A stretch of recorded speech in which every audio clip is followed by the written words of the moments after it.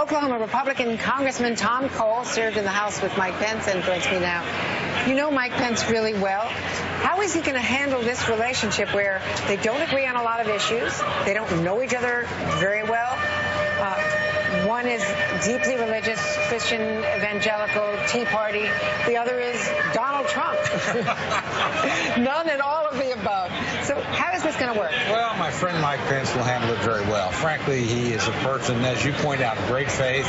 He's a person of great experience, too. 12 years in the United States Congress. He rose to leadership. Obviously, he's been a successful governor, so he has executive leadership as well.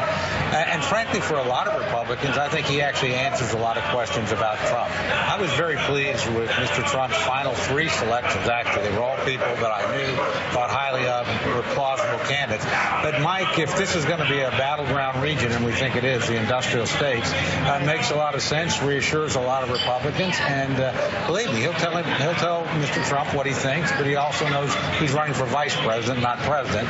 And so you can't be in a constant debate with your nominee.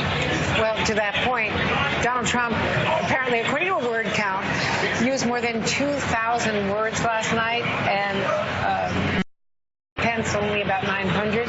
There was clearly an inequity there. That's the subordinate role? I think that's pretty normal, honestly. I don't remember George H.W. Bush upstaging Ronald Reagan ever either. And I just think that's part of the role of being the vice president. I think you'll see Mike more when he's traveling on his own. Obviously, he'll be, I think, the kind of guy and communicator that we know him to be. But he's a very principled conservative, a very traditional Republican, a very able spokesperson. So, I think he makes a lot of sense. And he's certainly somebody that knows the Hill very well. And Mr. Trump successfully, he's going to need a vice president with that kind of experience. Donald Trump said that one of the reasons he chose Mike Pence was for party unity.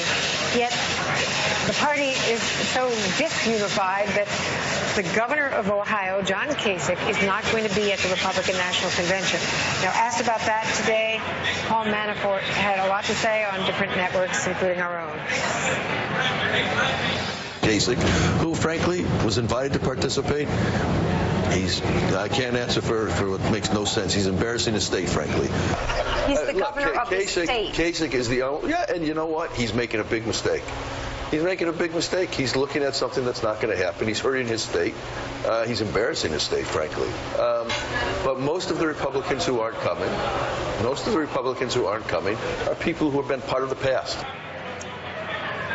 So that is a trashing of the Ohio governor, who still is pretty popular. He carried this. Well, look, I know John Kasich very well and think very highly of him. He's been a brilliant governor. I thought he brought a lot to the presidential campaign.